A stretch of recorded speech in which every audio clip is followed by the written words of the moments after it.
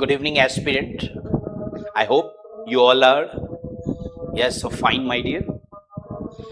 आज हम लोग मॉक टेस्ट 2 का डिस्कशन करवाने जा रहे हैं। ठीक है, एक बार मैं पुनः बता दूं, टेस्ट सीरीज अपने यथावत डेट के अनुसार से ही चल रही है। तो जो टेस्ट सीरीज ज्वाइन करना चाहते हैं वो राजधानी कोचिंग इंस्टीट्यूट से संपर्क कर सकते हैं। ठीक है, ये आपके लिए एनी हाउ बताता है कि आपका प्रिपरेशन कैसा है। It is for both those who are having their classes and those who have already completed their portion, जो अपने हर एक टॉपिक को कंप्लीट कर लिया है और जानना चाहता है कि मैं कितने गहराई में हूं, उसके लिए टेस्ट सीरीज बहुत लाभदायक है। ठीक है, तो पहला क्वेश्चन पूछ रहा है कि कौन सी डेटा संरचना दोनों सिरे पे इंसर्शन और डिलीशन हटाने के अंदर, जहां पे इंसर्शन और डिलीशन दोनों एंड से हो। तो स्टैक में क्या होता है कि आपका एक ही जगह से इंसर्शन भी होता है, डिलीशन भी होता है। ठीक है, तो ये गलत हो गया। क्यूज का मतलब है एक वे में, that is first in first out, ये भी नहीं होगा। और ट्री तो नॉन लीनियर है, तो सवाल ही नहीं है। डी क्यू क्या है? हमारा इंसर्शन और डिलीशन दोनों छोर से देता है। ठीक है, रियर से भी फ्रंट से भी। ठीक है, तो इसी कारण से मेरा आंसर हो गया डी क्यू हो गया। What is program? प्रोग्राम तो आप लोग पढ़े होंगे, प्रोग्राम पढ़ाया होगा, सॉफ्टवेयर पढ़ाया होगा। सॉफ्टवेयर क्या है? Collection of programme. प्रोग्राम क्या है? Set of instruction. ये तो सिंपल है। तो collection of hardware devices, collection of hardware devices program है। हमको सॉफ्टवेयर के बारे में दिया, हार्डवेयर उठा दिया। Set of instruction given to the computer, यही है ना, that is called the program. Types of memory, it is not asking about the memory, RAM ROM, ये सब नहीं पूछ रहा है, या सेकेंडरी मेमोरी के बारे में नहीं पूछ रहा है। हमसे पूछ रहा है प्रोग्राम क्या है, डेटाबेस सिस्टम डीबीएमएस के बारे में नहीं पूछ रहा है, हमारा सिंपल में पूछ रहा है प्रोग्राम क्या है। तो program is just a set of instructions. Which language is directly understood by computer hardware? कौन सा है जो कंप्यूटर अंडरस्टैंड कर लेगा? हाई लेवल लैंग्वेज तो नहीं करेगा, हमको ट्रांसलेटर चाहिए, तभी ना हाई लेवल लैंग्वेज को लो लेवल लैंग्वेज में। तो यहां पूछा है जो कंप्यूटर समझ जाता है, कंप्यूटर की भाषा में दे दीजिए ना, तो कंप्यूटर समझ जाएगा। कंप्यूटर का भाषा क्या है? Binary language, that is 0 and 1, और मशीन लेवल लैंग्वेज, लो लेवल लैंग्वेज, कोई भी कहिए ना। तो हाई लेवल लैंग्वेज पे तो होगा ही नहीं। High level language is for the user, हम लोग के लिए है। असेंबली लैंग्वेज आज के समय में यूज नहीं हो रहा है, इसको हटाइए, क्योंकि वहां पे असेंबलर ट्रांसलेटर का यूज होता था। मशीन लेवल लैंग्वेज यही है। सी लैंग्वेज तो अपना एक लैंग्वेज है, प्रोग्रामिंग ये एक तरह से एक्सक्यूज ओके, ये आपका मशीन लेवल लैंग्वेज हो गया। ठीक है, यही है जो 0 और 1 के फॉर्म में होता है। Which translator converts high level language? कौन सा ट्रांसलेटर है जो हाई लेवल लैंग्वेज को लो लेवल लैंग्वेज में कन्वर्ट करवाता है? ठीक है, लोडर, कंपाइलर, एडिटर,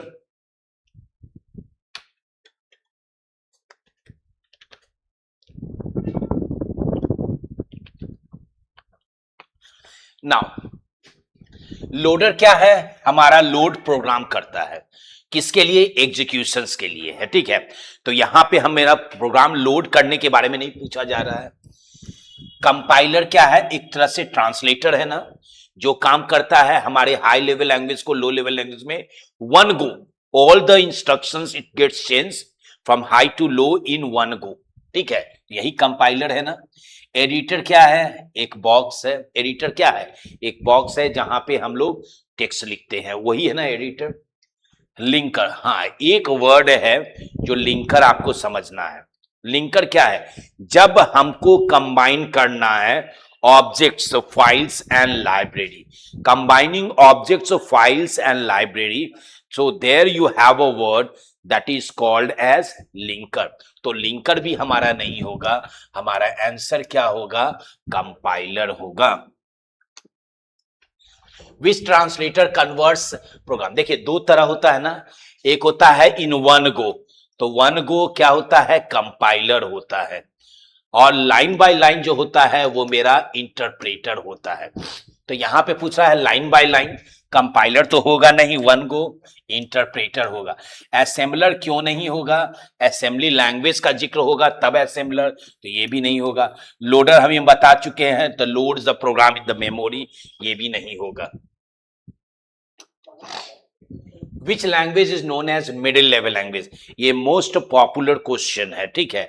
कौन सा है, ये आपका दोनों है, ठीक है। इसको मिडिल लेवल लैंग्वेज कहते हैं, तो ये प्रोग्रामिंग लैंग्वेज भी है और मिडिल लेवल लैंग्वेज भी है। वो कौन सा है, पाइथन नहीं है, पाइथन है आपका yes language, high level language, पर यहां पे पूछ रहा है मिडिल लेवल लैंग्वेज, ये दोनों नहीं है, सी है, और ये तो लैंग्वेज है ही नहीं प्रोग्रामिंग लैंग्वेज, ये मार्कअप लैंग्वेज, इसको हटा दीजिए। तो हमारा आंसर क्या है, C. C is both programming high level language as well as middle level language. Algorithm क्या है, अगर आप प्रोग्राम बनाते होंगे तो सबसे पहले हम लोग क्या बनाते थे, एल्गोरिथम बनाते थे। एल्गोरिथम में स्टेप बाय स्टेप इंस्ट्रक्शंस होता था, ठीक है, और फ्लो चार्ट में क्या होता था, बॉक्सेस का यूज करते थे। तो यहां पे पूछ रहा है एल्गोरिथम, ग्राफिकल रिप्रेजेंटेशन ये नहीं होगा, ये होगा हमारे लिए फ्लो चार्ट के लिए होगा। Step by step procedure to solve a problem, हाँ एकदम सही है। प्रोग्रामिंग लैंग्वेज, ये एल्गोरिथम प्रोग्रामिंग लैंग्वेज नहीं है, प्रोग्राम लिखने से पहले हम लोग एल्गोरिथम का प्रयोग करते हैं। हार्डवेयर कंपोनेंट, ये हार्डवेयर कंपोनेंट नहीं है, तो हमारा क्या है, step by step procedure to yes solve problem. Flow chart, अब क्वेश्चन आ गया, फ्लो चार्ट में क्या है, बॉक्सेस का यूज करते हैं ना, इस तरह का बॉक्सेस यूज करते हैं, ठीक है, फ्लो लाइंस यूज करते हैं, ठीक है। तो यहां पे क्या बोल रहा है, फ्लो चार्ट क्या है, programming code, no, it is the graphical representation.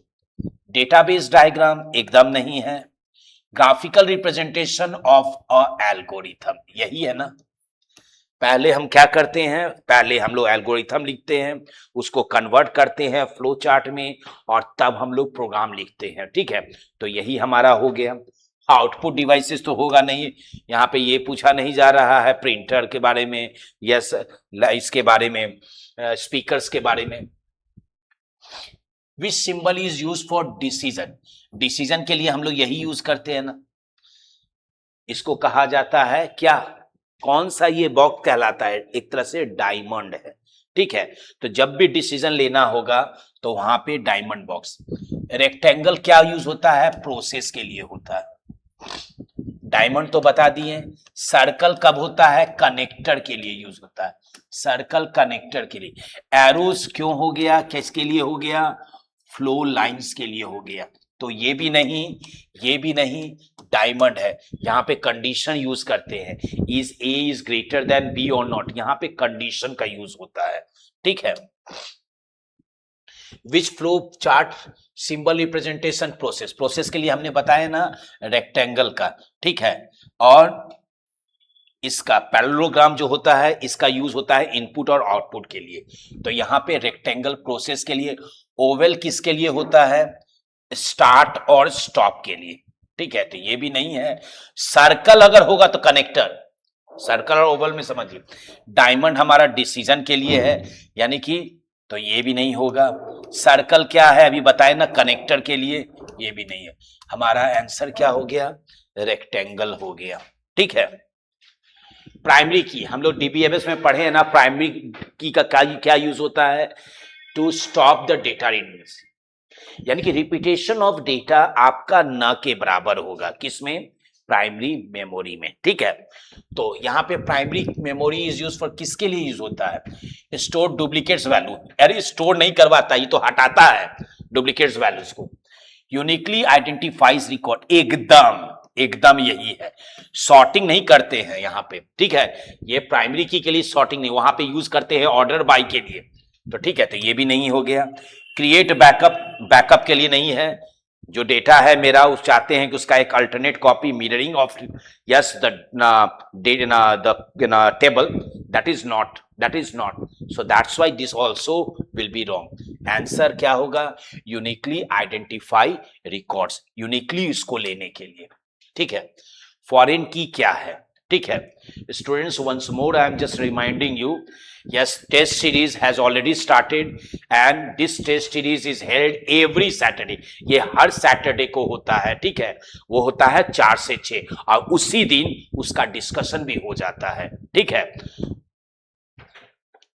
Foreign की क्या है? फॉरेन की कब हम यूज करते हैं? जब एक से ज्यादा टेबल है, ठीक है, जब लिंक करते हैं प्राइमरी से फॉरेन की में, तो वहां पे हम लोग यूज करते हैं फॉरेन की का, ठीक है।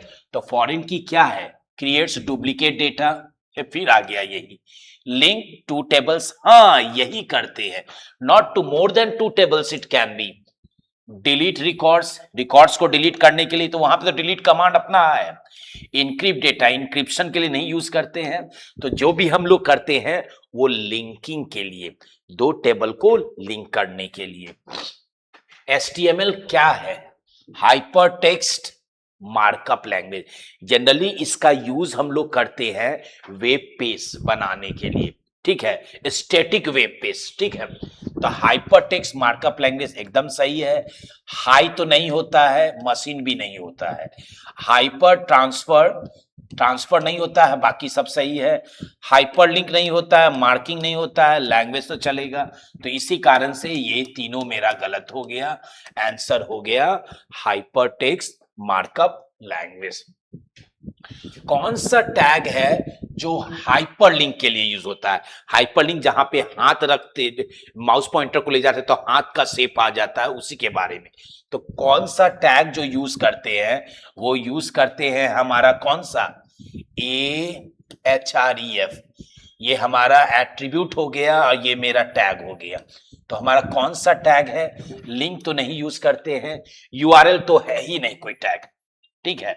HREF के लिए, हाइपरटेक्स्ट रेफरेंस के लिए, ठीक है, सॉरी ये है पर it is not a tag. यहां पे दिखा दिया है tag, it is an attribute. So attribute हुआ तो गलती हो गया, ये एंकर है, this is the anchor tag. Which tag is use to insert? हम लोग इमेज को इंसर्ट करते हैं तो IMG SRC यूज करते हैं और लोकेशन ऑफ द फाइल, ठीक है। तो विच HTML tag is insert? Insert किसके लिए? IMG के लिए। पिक्चर तो कोई है ही नहीं, HTML का कोई पार्ट ही नहीं है, इमेज भी नहीं है, SRC है पर टैग नहीं है, दिस इज एन एट्रीब्यूट। तो यहां पे गलती कर दिया है, ये एंगुलर ब्रैकेट यूज किया है, ठीक है, तो ये गलत हो गया। आंसर हमारा क्या हो गया? IMG, ठीक है। इसी के द्वारा हम लोग क्या करते हैं? इमेज इंसर्ट करवाते हैं। विच normal form is used?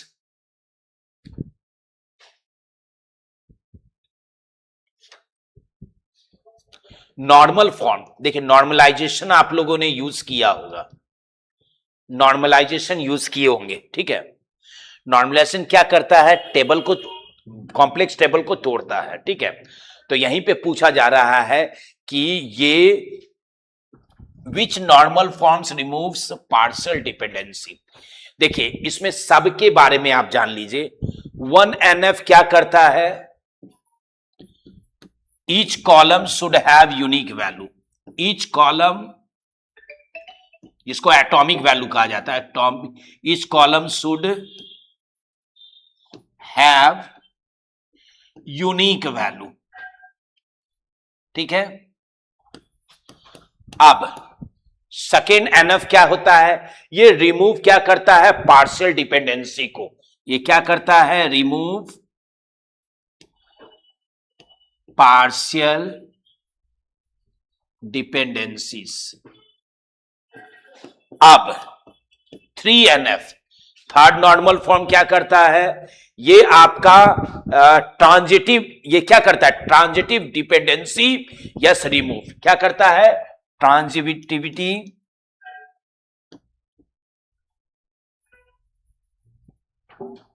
Dependencies removed. ये क्या करेगा? ट्रांजिटिव डिपेंडेंसी को रिमूव करता है। अब बीएसएनएफ क्या है? ये बीसीएनएफ क्या करता है? Removes anomalies. क्या करता है? एनोमलीज को रिमूव करता है। अब क्वेश्चन यहां पे देखिए, विच normal form removes partial dependency. तो पार्शियल डिपेंडेंसी कहां पे रिमूव होता है? सेकेंड नॉर्मल फॉर्म पे होता है। तो हमारा आंसर हो गया 2NF, 1NF, 3NF, 20NF। क्यों नहीं होगा? कारण यहां पे हमने लिख दिया। विच normal form removes transitive dependency. अब इसको देखिए, जो ट्रांजिटिव डिपेंडेंसी किसको? वो है 3NF। कौन सा है? हमारा 3NF। 1 और 2 और 4 तो आपको पढ़ना भी नहीं है। आपको 1, 2, 3 और बीसीएनएफ भी नहीं पढ़ना है। आपको फर्स्ट, सेकेंड, थर्ड से ही पूछा जाएगा। विच एट्रीब्यूट्स स्पेसिफाई द यूआरएल। अब देखिए, अगर हाइपरलिंक का तो एंकर टैग है ना। अब यहां पे पूछा जा रहा है हमारा एट्रीब्यूट के बारे में। कौन सा एट्रीब्यूट हुआ है? HREF। तो SRC इमेज के लिए यूज करते हैं। यूआरएल तो कुछ है ही नहीं, इसको हटाइए। लिंक अपने आप में जब हम लिंकिंग करते हैं ना, जब इंटरनल एक्सटर्नल लिंकिंग जब वहां पे करते हैं तो वहां के लिए हम लोग लिंक का यूज करते हैं। तो ये भी नहीं है। HREF है ना, दिस इज एन एट्रीब्यूट। तो आंसर मेरा कौन सा हो गया? HREF। CSS, HTML के साथ हम लोग CSS का भी प्रयोग करते हैं, ठीक है। और CSS क्या होता है? Cascading style sheet. इसमें हम लोग का HTML में क्या है? प्री डिफाइंड टैग होता है, पर CSS में होता है यूजर। हम अपने आप एक टैग बनाते हैं, ठीक है। तो यहां पे पूछा जा रहा है CSS का full form. Computer style sheet नहीं है, क्रिएटिव स्टाइल शीट नहीं है, कैस्केडिंग स्टाइल शीट है, कलरफुल स्टाइल शीट नहीं है। हमारा आंसर क्या है? कैस्केडिंग स्टाइल शीट हो गया। The rose in a table, यहां पे टेबल है, यहां पे रोज है। तो इसी के बारे में, ये तो मेरा फील्ड्स हो गया, ये पार्ट तो मेरा फील्ड्स हो गया, ये सब जो है गया ये मेरा फील्ड्स हो गया। तो इसी के बारे में बोला जा रहा है कि इस रो को क्या कहा जाता है? हम लोग रिकॉर्ड भी कहते हैं, टपल्स भी कहते हैं, और साथ साथ हम लोग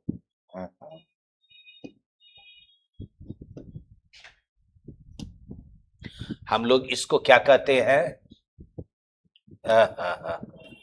रिकॉर्ड्स तो लिख ही दिए, टपल्स लिख ही दिए। फील्ड्स नहीं होगा, फील्ड्स तो इसके लिए हो जाएगा आपका कॉलम के लिए। एट्रीब्यूट्स किसके लिए हो गया? ऊपर के लिए हो गया, ठीक है। तो ये भी गलत हो गया। रिकॉर्ड्स यही है। डोमेन तो नहीं है, कंटेंट्स यानी कि the items related with that concern column, ठीक है। तो ये भी नहीं होगा। Which data structure is the expression evolution. देखिए, एक्सप्रेशन इवोल्यूशन किस में होता है? क्यूज में तो होता ही नहीं है, ठीक है। स्टैक में ही सिर्फ होता है, ठीक है। ट्रीज में नहीं। देखिए, क्यूज में होता है, फीफो है, इसमें कोई है ही नहीं, एक्सप्रेशन का कोई जिक्र ही नहीं है। हाँ, स्टैक में होता है क्या? पोस्ट फिक्स, ठीक है। तो यहां पे हम लोग क्या यूज करते हैं? पोस्ट फिक्स, प्रीफिक्स का यूज करते हैं। और ठीक है, ट्री क्यों नहीं होगा? ट्री हमारा एक्सप्रेशन नहीं है, एक्सप्रेशन ट्री नहीं है, एक्सप्रेशन इसमें यूज ही नहीं करते हैं। और ग्राफ क्यों नहीं होगा? ग्राफ हमारा नेटवर्क के लिए है। तो ये तो छट गया, ये भी छट गया, ये भी छट। क्यूज जिसमें आपने पढ़ा होगा, यस, क्या? Post order. पोस्ट ऑर्डर में क्या होता है? रूट यहां पे हो जाता है, लेफ्ट राइट, यहां पे रूट। यस, प्री ऑर्डर में क्या हो जाता है? रूट लेफ्ट राइट, यही ना होता है।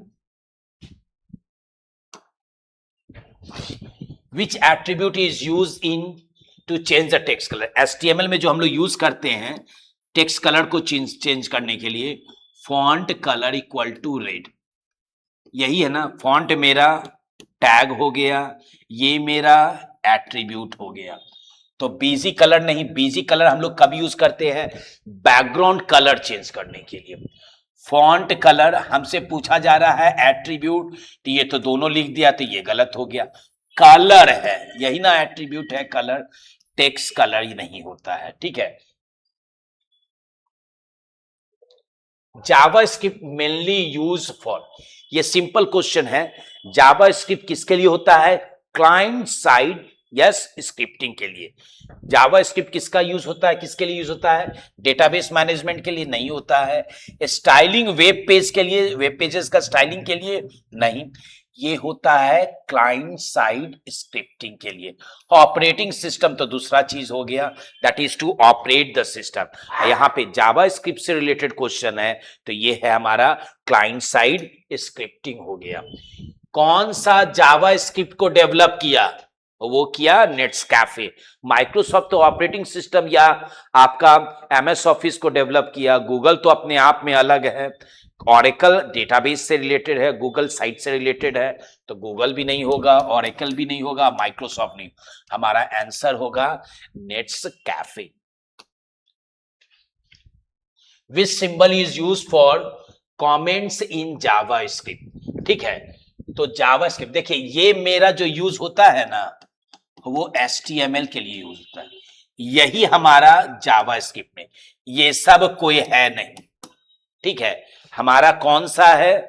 हमारा जो है वो जो यूज हम लोग करते हैं वो है स्लैश स्लैश, ठीक है, डबल स्लैश और forward slash that we are using, and the previous one why it is not use, because this is also for comments, but that is used in HTML. So right answer is B. Which device connect different networks together? यानी कि कौन सा device है, ये network है और ये network को जोड़ता है, वो है ना राउटर, है ना। हब क्या होता है? हमारे डिवाइसेस को जोड़ता है। स्विच ये आउटडेटेड है, स्विच आज के समय में यूज होते हैं वो भी वही करता है, हमारे डिवाइसेस को तो ये भी नहीं हो गया। राउटर ही हमारा करता है, डिफरेंट नेटवर्क्स को जोड़ता है। रिपीटर हमारा सिग्नल को बूस्ट करता है, तो ये तो गलत तो हो गया। Which notation is called as reverse polish notation? देखिए, रिवर्स पॉलिश नोटेशन को आप समझिए। देखिए, इनफिक्स में क्या होता है? Operator between operand. इनफिक्स में क्या होता है? Operator between operand. Post fix में क्या होता है? करेक्ट ऑपरेटर आफ्टर ऑपरेंड हो जाता है। प्रीफिक्स में क्या हो जाता है? ऑपरेटर बिफोर ऑपरेंड, जब भी एक्सप्रेशन यूज करते हैं। और बाइनरी क्या है? हमारा नंबर सिस्टम है। तो मेरा आंसर क्यों होगा post fix? Because it is yes what? Operators after operand, operators after operand, so that is why my answer will be post fix हो जाएगा, ठीक है। इनफिक्स नहीं होगा, प्रीफिक्स और बाइनरी तो सवाल ही नहीं है। जब भी हमारा इस तरह का एक्सप्रेशन जब होता है तो बाइनरी तो हमारा अलग होता है, या तो इनफिक्स, पोस्ट फिक्स और प्रीफिक्स होगा। तो आंसर मेरा हो जाएगा पोस्ट फिक्स हो जाएगा। The memory allocated during program execution, यानी कि जब हमारा प्रोग्राम एग्जीक्यूट हो तो वहां पे क्या होगा? देखिए, स्टैटिक पहला है स्टैटिक मेमोरी। स्टैटिक मेमोरी क्या होता है? यानी कि before execution memory allotted before execution, ये क्या है? अलॉटेड बिफोर एग्जीक्यूशन, ये हमारा स्टैटिक है। डायनेमिक का मतलब है कि एलोकेटेड ड्यूरिंग, यानी कि जब आपका एग्जीक्यूशन होगा ना, तो ड्यूरिंग द एग्जीक्यूशन यानी कि रन टाइम आपका मेमोरी एलोकेट होगा। तो क्वेश्चन तो वही पूछा जा रहा है, डायनेमिक। कैश मेमोरी क्या है? ये हमारे सीपीयू के परफॉर्मेंस को बेहतर करता है, उससे रिलेटेड है, तो इसी कारण से कैश नहीं होगा। अब वर्चुअल मेमोरी क्या है? जब हम अपने हार्ड डिस्क से कुछ स्पेस रैम के लिए यूज करवाते हैं ताकि रैम का साइज बढ़ जाए, तो उसके लिए हम लोग वर्चुअल मेमोरी का यूज करते हैं, ठीक है। तो ये भी गलत हो गया, तो हमारा आंसर क्या हो गया? डायनेमिक हो गया। कौन सा topology uses a central cable? यहां पे क्वेश्चन पूछ रहा है कि कौन सा टोपोलॉजी एक सेंट्रल केबल को यूज करवाता है, ठीक है। तो वो देखिए, सेंट्रल केबल का मतलब क्या है कि एक लीनियर केबल, एक सीधा सा केबल, और उसी में हर एक नोड अपने आप में कनेक्ट हो जाए लाइक दिस, तो वो तो स्टार नहीं होगा। स्टार तो इस तरह होता है ना, यहाँ पे डिवाइस होगा इस तरह, मेस इंटरकनेक्टेड इंटरकनेक्टेड इंटरकनेक्टेड, ये भी नहीं होगा। Ring in a circular fashion, ये भी नहीं होगा। हमारा आंसर क्या होगा? दैट इज बस। ठीक है,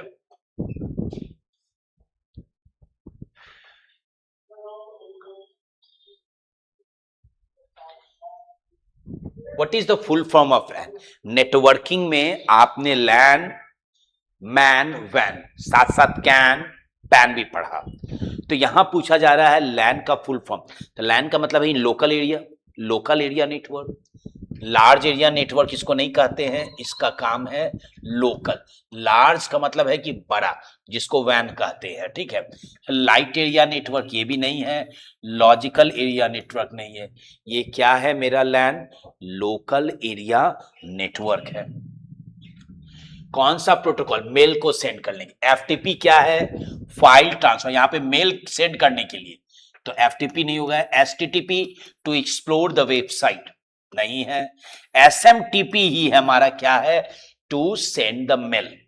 ठीक है, तो ये सही। एसटीटीपी है क्या? Secure with encryption, with security. Okay, जहां वेबसाइट में सिक्योरिटी फीचर डाला हुआ है तो वहां पे एचटीटीपीएस का यूज होता है। ये भी गलत हो गया। हमारा आंसर क्या हो गया? SMTP protocol. Which layer of OSI handles routing? Routing का मतलब है यहां पे आपका राउटर से कॉन्सेप्ट है, तो राउटर जहां पे होगा तो वहां पे दिमाग एकदम वही लगा देना है कि दैट इज नेटवर्क लेयर। अब यहां पे देखिए फिजिकल लेयर। फिजिकल लेयर हमारा क्या है? Transmission of raw bit through cables करता है, तो यही कारण से मेरा फिजिकल नहीं होगा। नेटवर्क तो बता दिए। अब सेशन लेयर क्या है? जब भी स्टैब्लिश होता है, स्टैब्लिशेस एंड मैनेजेस, यस, कंसेशंस, तो उसके लिए हम लोग क्या यूज करते हैं? सेशन।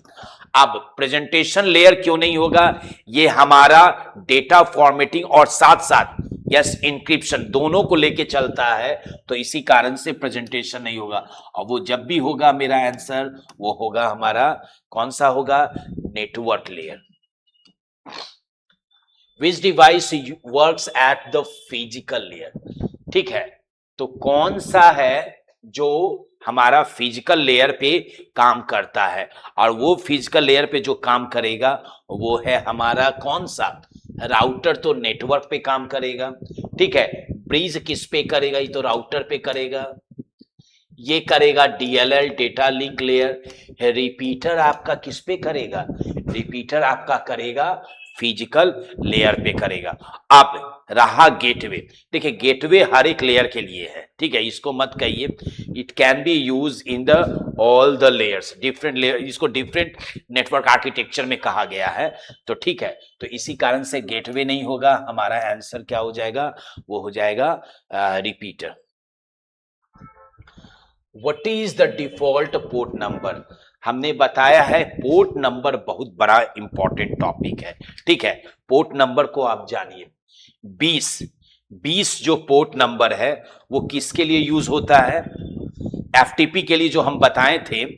यहां पे 20 किसके लिए होता है? एफटीपी डेटा ट्रांसफर, जैसे डेटा ट्रांसफर कंट्रोल भी बताए थे। ठीक है, तो एफटीपी जो 20 है वो एफटीपी के लिए होता है, डेटा ट्रांसफर के लिए होता है।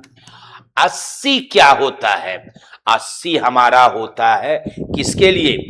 HTTP, hypertext transfer protocol. 80 किसके लिए होता है? एचटीटीपी के लिए। ठीक है, अब 21 किसके लिए होता है? एफटीपी। अभी दोनों हम बताए थे, एक एफटीपी बताए थे डेटा ट्रांसफर के लिए और एक एफटीपी जो है आपका कंट्रोल कनेक्शन के लिए। तो 20 21 तो दोनों गड़बड़ हो गया। ठीक है, 80 हमारा एचटीटीपी। अब 443 एचटीटीपीएस के लिए होता है। 80 एचटीटीपी के लिए हो जाएगा, पर ये मेरा हो जाएगा एचटीटीपीएस, तो इस कारण से ये भी गलत है। तो हमारा आंसर क्या बना? 80 बना। Which cable has highest transmission speed? वो कौन सा होगा? जो फास्टेस्ट हो, वो हमारा केबल में हम बताना है हमको, वो होगा हमारा fibre optic cable. Fastest light medium is use, तो ट्विस्टेड तो नहीं होगा, कोएक्सल भी नहीं होगा, वो होगा ऑप्टिकल फाइबर। टेलीफोन केबल नहीं है, टेलीफोन केबल नहीं है, ठीक है। हम लोग ट्विस्टेड पेयर केबल का ही प्रयोग करते हैं, ठीक है। टेलीफोन केबल एक तरह से ट्विस्टेड पेयर ही केबल उसी के अंतर्गत आता है, तो ट्विस्टेड पेयर ने तो इसको भी तो काट ही दीजिए आप। Full form of IP, IP क्या है? इंटरनेट प्रोटोकॉल, यही ना है जिसमें आपका IP4 है, IP6 है, ठीक है। तो इंटरनेट प्रोसेस तो नहीं होगा, इंटरनेट प्रोग्राम भी तो नहीं होगा, इंटरनल प्रोटोकॉल भी नहीं होगा, इंटरनेट प्रोटोकॉल, यही हमारा आईपी का फुल फॉर्म है। Which unit performs arithmetic and logic, हमारा कौन सा यूनिट परफॉर्म करेगा? यस, अरिथमेटिक और logic. Control unit control signal के लिए है, मेमोरी यूनिट मेमोरी के लिए, ये भी नहीं होगा। ALU हमारा arithmetic logic as well as comparison के लिए, तो ये मेरा चलेगा। रजिस्टर हमारा मेमोरी से रिलेटेड है, ठीक है, तो ये भी मेरा नहीं होगा। जब भी होगा अरिथमेटिक एंड लॉजिक ऑपरेशन, वो होगा ALU के ही द्वारा होगा। विच मेमोरी इज वोलाटाइल, वोलाटाइल का मतलब है टेम्पोरी, टेम्पोरी मेमोरी है, ठीक है, टेम्पोरी मेमोरी। रोम तो मेरा क्या हो गया? नॉन वोलाटाइल हो गया। प्रोम भी मेरा नॉन वोलाटाइल हो गया। ई प्रोम सब इसका टाइप है, ये भी नॉन वोलाटाइल है। रैम मेरा क्या है? सॉरी, नॉन वोलाटाइल है। रैम क्या है मेरा? Volatile, temporary memory. And other ROM, PROM and E PROM, they all are non volatile. Binary number system, binary का मतलब 0 और 1, तो यही पूछ रहा है ना, अंकों का प्रयोग करता है। 0 से 7 ऑक्टल के लिए हो गया, 0 से 9 डेसिमल के लिए हो गया, 0 एंड 1 हो गया बाइनरी के लिए, 1 2 तो कोई होता ही नहीं है, तो हमारा आंसर क्या हो जाएगा? वो 0 एंड 1 हो जाएगा। डेसिमल नंबर सिस्टम ऑफ 101010, इसका decimal number, decimal equivalent of binary, ये बाइनरी है इसका डेसिमल में, तो यहाँ पे 1 2 4 8 ऑन सिग्नल को लेके चलिए, 2 हो गया, 8 हो गया, 8 + 2 10 हो गया, आंसर 10 हो गया। 8 11 14 क्यों नहीं है? इसको हम सॉल्व करके आपको बता दिए।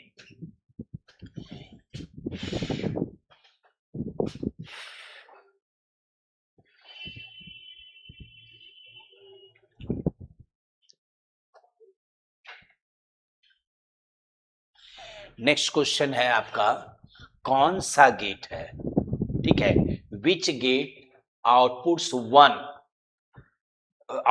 one only when both the inputs are on, ठीक है।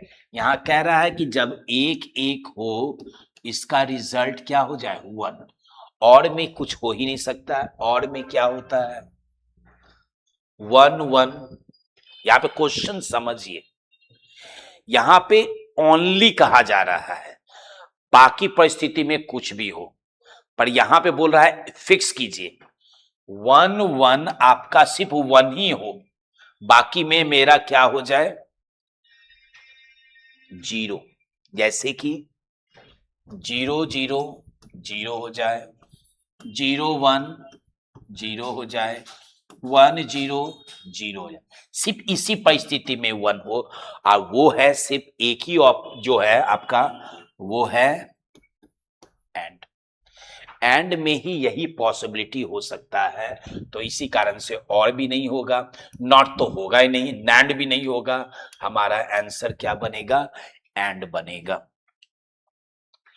विच component is known as temporary memory, जो हमारे सिस्टम के बंद करने के बाद उड़ जाए। रोम तो स्टार्टअप इंस्ट्रक्शन है, ये तो परमानेंट हो गया, तो ये नहीं होगा। रैम है टेम्पोररी, हार्ड डिस्क हमारा परमानेंट है, नॉन वोलाटाइल है, तो ये भी नहीं होगा। DVD भी मेरा नॉन वोलाटाइल है, स्टोर कर सकते हैं, कोई दिक्कत नहीं है, सिस्टम बंद भी हो जाए डेटा नहीं उड़ेगा। हमारा आंसर हो गया क्या? रैम हो गया। Which memory is the fastest, fastest का मतलब सबसे पहले रजिस्टर, उसके बाद आपका कैश, रैम, हार्ड डिस्क, तो इसमें रजिस्टर दिया हुआ है, नहीं दिया हुआ तो हटाइए, कैश दिया हुआ है तो कैश हो गया, ठीक है। रोम का जिक्र ही नहीं होता है, तो रोम तो स्टार्टअप इंस्ट्रक्शन। रैम का है, हार्ड डिस्क है, इसके बाद रैम का बारी आता है। तो हमको तो पहले तो रैम ही मिल गया, कैश मिल गया, हार्ड डिस्क और रैम बाद में, सॉरी रैम बाद में आता है, तो इसलिए मेरा आंसर हो जाएगा कैश मेमोरी हो जाएगा। 1 किलोबाइट में 1 किलोबाइट किसके बराबर था, यानी कि बाइट्स के मतलब है, तो 1 किलोबाइट इक्वल टू 1024 बाइट्स। तो यहाँ पे 1000 बाइट्स गलत है, 1024 है, 512 तो होता नहीं है। जब भी इसको कन्वर्जन कीजिएगा तो 1024 से ही मल्टीप्लाई कीजिए आप, 2048 नहीं है, ठीक है।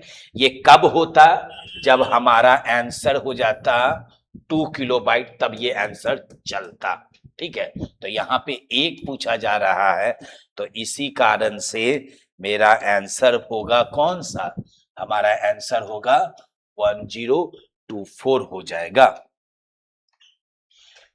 विच is universal gate, universal gate दो ही होता है ना, एक होता है नैंड होता है और एक होता है नॉर होता है। तो एंड तो है ही नहीं, और भी है ही नहीं, एक्सॉर है ही नहीं, हमारा या तो नैंड होना चाहिए आंसर, या तो नॉर, या तो दोनों होना चाहिए।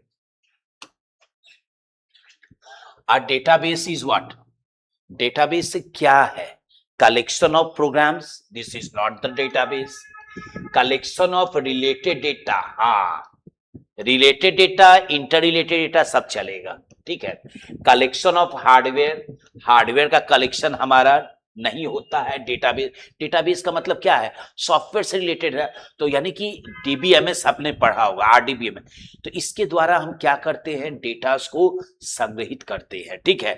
और वो डेटा हम एक्सट्रैक्ट भी इजिली कर सकते हैं, उसमें अपडेट कर सकते हैं, डिलीट कर सकते हैं। तो हमारा आंसर क्या होगा, collection of related data.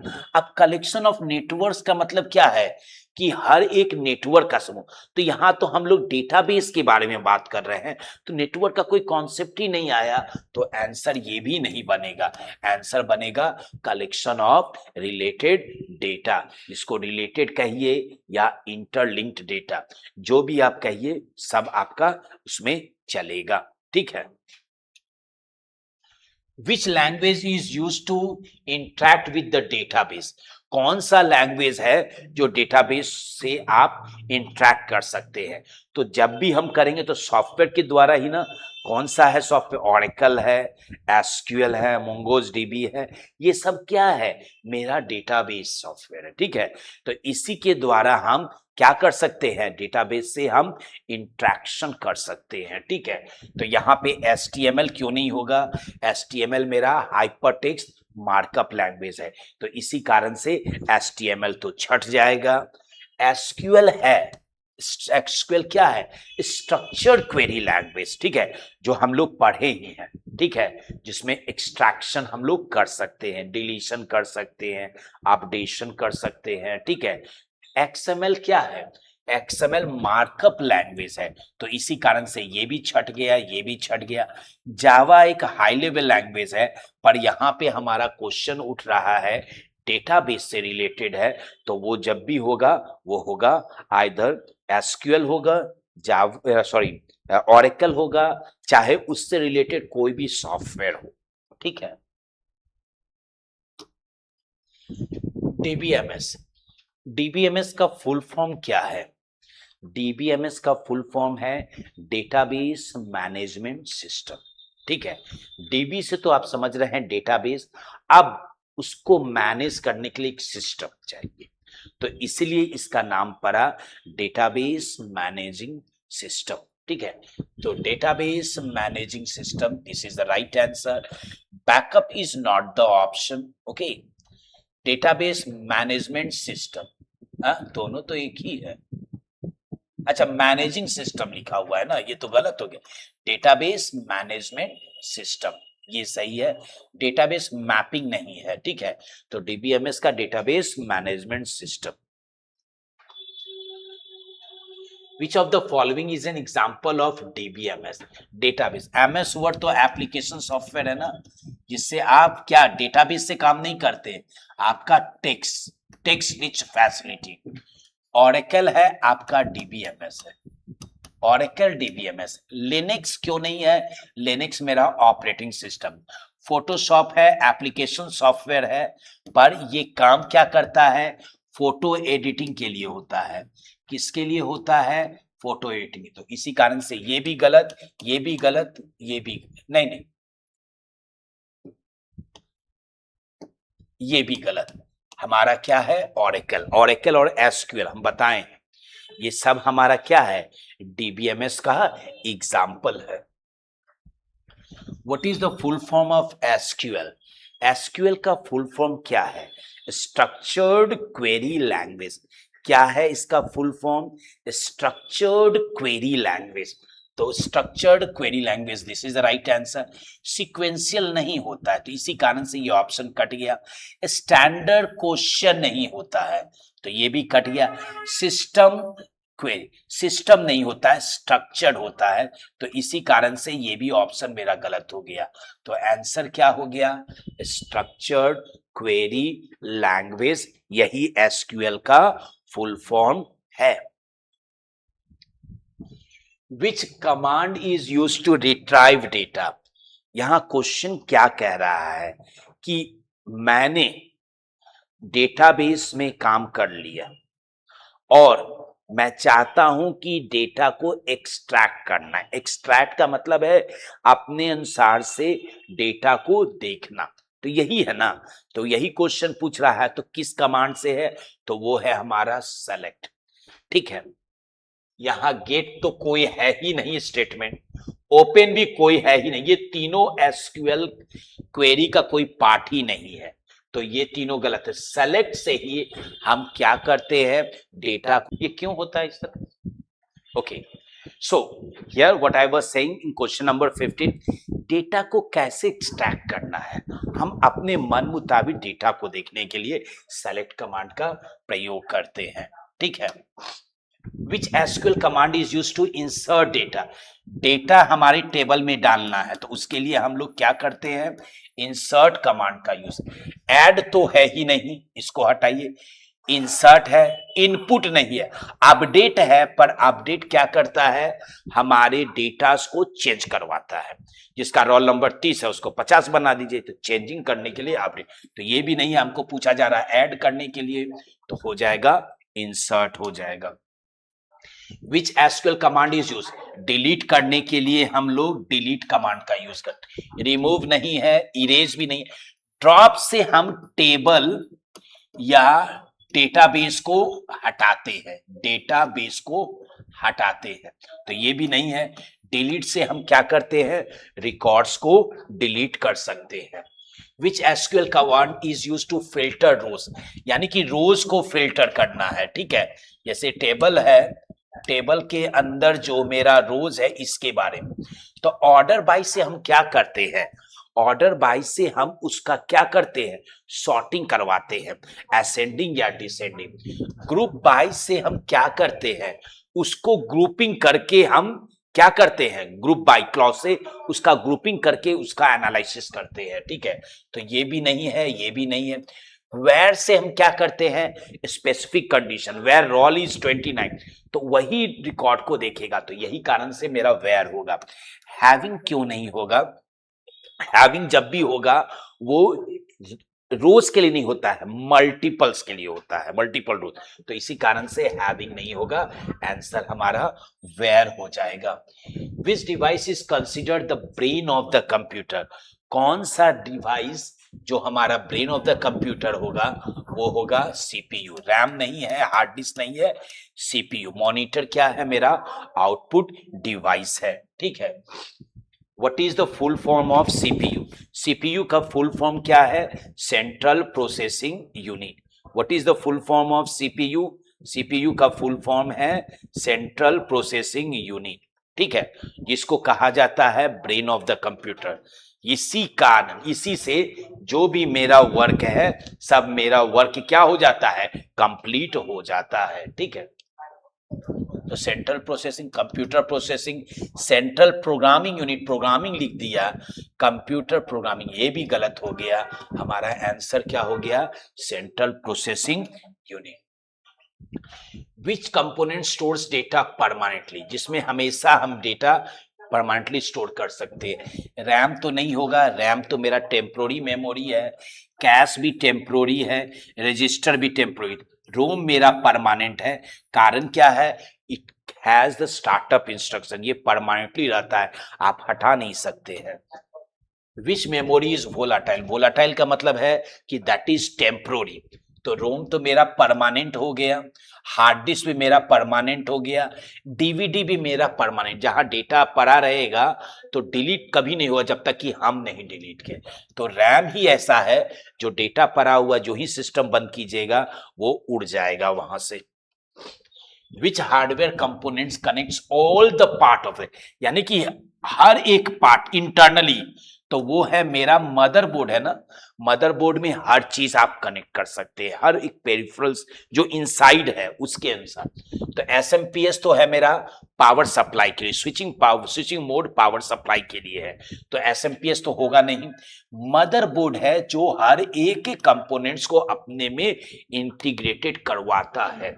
Processor नहीं है, ये तो सीपीयू है, ये भी मदरबोर्ड पे ही रहता है, तो ये सीपीयू तो नहीं होगा।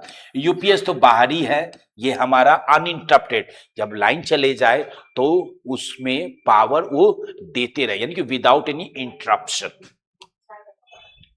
एसएमपीएस क्या है? स्विचिंग। ये एसएमपीएस आज के समय में सब डिवाइसेस में देखिएगा, इसका काम है कि फ्लक्चुएशन को रोकना, कांस्टेंट यस वोल्टेज उसको देना, ठीक है। तो अपने आप में उड़ जाएगा पर सिस्टम को खराब नहीं होने देगा। तो एसएमपीएस क्या होता है? स्विच्ड मोड पावर सप्लाई, ठीक है। ये जब भी होगा हमारा स्विचिंग करता है, तो स्विच मोड पावर सप्लाई, ठीक है। सिस्टम तो नहीं होता है, मेन नहीं होता, तो इसको हटाइए। स्विच मेन प्रोसेसिंग, ये सब नहीं है। सिस्टम मोड ये भी नहीं है, इसका फुल फॉर्म क्या है? Switch mode power supply. I hope this all 60 questions will help you a lot wherever you did mistake. Yes, by this discussion, yes, you can understand it why you did wrong. Thank you, my dear.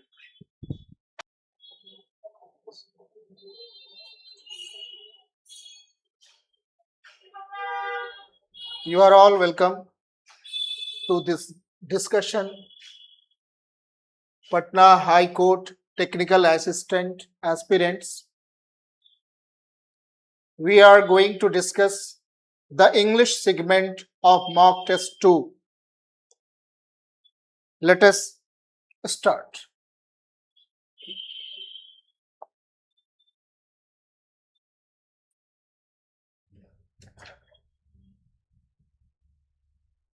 Question number 61. Direction. Select the most appropriate option in indirect speech. आपको direct speech में वाक्य दिया हुआ है, इसे आपको indirect में convert करना है। Let us have a look at the sentence in direct speech. The girl student said to the director of Rajdhani Coaching Center, "Good morning, sir." अभिवादन किया जा रहा है, सर, ये respect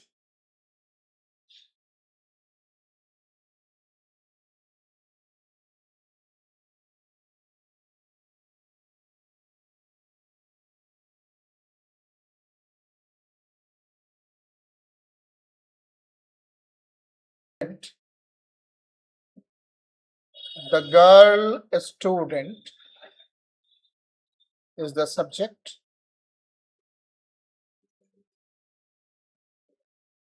Because she addresses the director respectfully, sir indicates respect. That's why the girl student respectfully अभिवादन कर रही है. I good morning, sir. Good morning. Wished object है, डायरेक्टर ऑफ राजधानी coaching centre. The girl student respectfully wished the director of Rajdhani Coaching Center good morning. Okay. and told him that she wanted to take online. I want. Want is in the present. It should be in the past. She wanted to take online classes through website. This one is the option which is the correct version in indirect speech.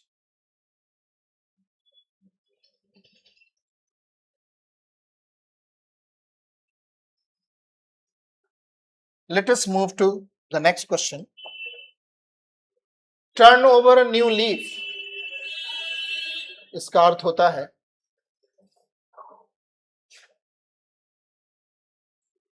पुनः आरंभ करना, एक पुनः आरंभ करना, नए तरीके से आरंभ करना, शुरू करना, स्टार्ट ऑफ फ्रेश इसका सही अर्थ है। ग्रो अ न्यू प्लांट नहीं है, ब्रेक ऑफ फ्रेश लीफ नहीं है, बी इनएक्सपीरियंस्ड नहीं। A is the correct answer choice. Next one, select the option that expresses the given sentence in passive voice. What cannot be cured? What cannot be cured? Must be endured.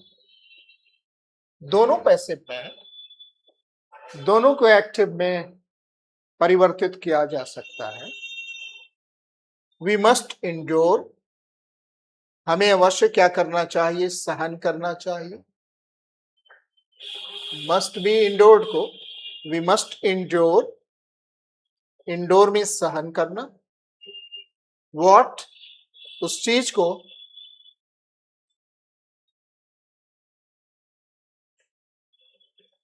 we must endure what, जिसे कोई सही नहीं कर सकता है। We must endure what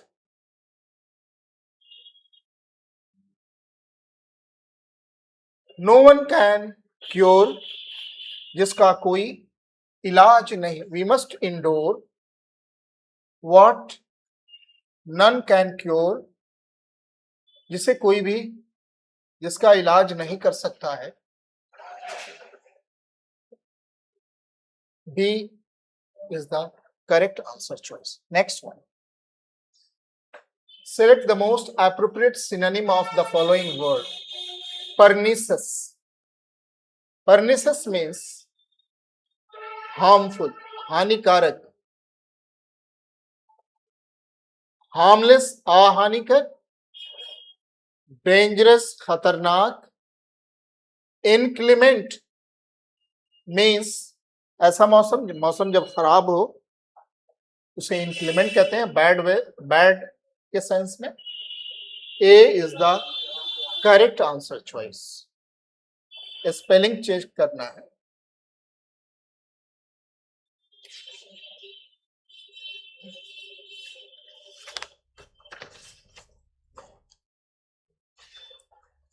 सकम SUCCUMB शुद्ध है।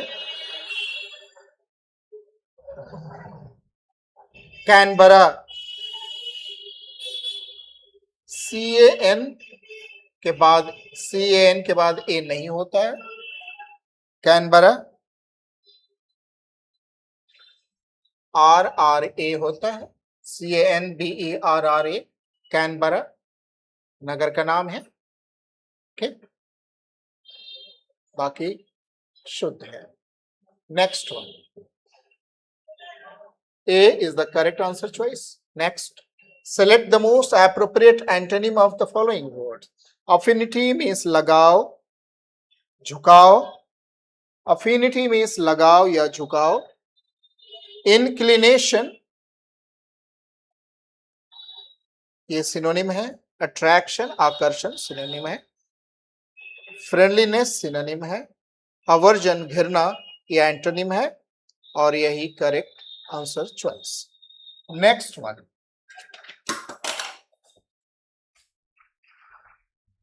स्टडी ऑफ इन्वायरमेंट को क्या कहते हैं? पर्यावरण के अध्ययन को इकोलॉजी कहते हैं,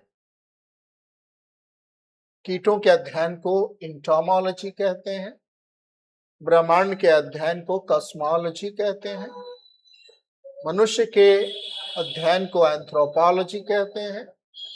A is the correct answer choice.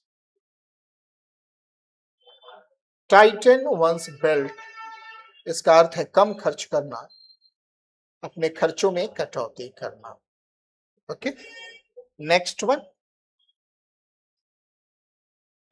there are 4 segments in the following question. Choose any one segment A, B or C in which there is an error. If there is no error in the given sentence, choose the segment D. Hardly had the flames moved forward the ship. अभी आग की लपटें जहाज से आगे भी नहीं बढ़ी थी, अग्रभाग में भी जहाज के नहीं बढ़ी। हार्डली के साथ जब कोई वाक्य हार्डली से आरंभ होता है तो उसके साथ कनेक्टर देन नहीं व्हेन का प्रयोग करते हैं। When the passengers called out the captain and the crew for evacuation. Then के स्थान पर when का प्रयोग होगा। B is the correct answer choice. Next one. Select the incorrectly spelled word in the following questions.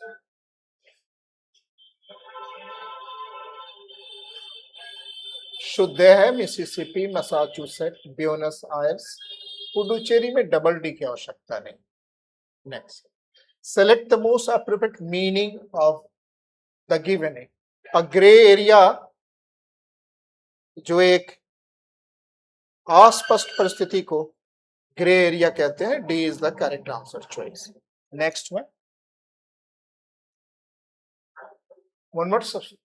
Everyone knows that Pakistan is located, preposition check करना है, भारत के उत्तर में है, भारत के इनसाइड नहीं है। अगर अंदर रहता तो ऐसी बात होती, ऐसे में टू का प्रयोग होता है। Located to the north west of India. Next, D is the correct answer. Select the most appropriate antonym of the following word. Exonerant का अर्थ होता है दोष मुक्त करना, एब्सॉल्व का भी वही अर्थ है, एक्विट का भी वही अर्थ है। ओके, विंडिकेट का अर्थ होता है अपनी बात को सिद्ध करना, कोई तालमेल नहीं का। सेंटेंस का अर्थ होता है सजा देना, ये एंटोनिम है। D is the correct answer choice. Next one, there is an underline part in the following sentence. If there is an error in the underlined part, choose the option which is correct one. If there is no error in the underlined part, choose no improvement. Nobody knows the time of death, does he? This one is a question tag. Question tag. If the subject is nobody, somebody, anybody, or like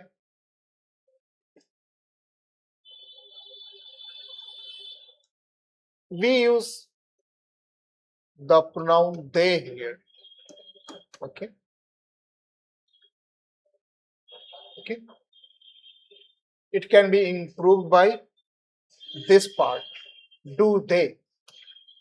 Okay. Next one. Out of the given alternative, choose the one which can be substituted for the given words or sentence. A person who is unduly anxious about, एक ऐसा व्यक्ति जो अपने स्वास्थ्य के बारे में बहुत ज्यादा चिंतित रहता है, वैसे व्यक्ति को वैलेट्यूडिनेरियन कहते हैं। जो बहुत ज्यादा अनुशासन के मामले में कड़ा होता है, डिसिप्लिनेरियन कहते हैं। जो समानता की बात करता है, इगैलिटेरियन कहते हैं। जो पुरानी चीजों को जमा करता है, या बेचता है, उसे एंटीक्वेरियन कहते हैं। C is the correct answer choice.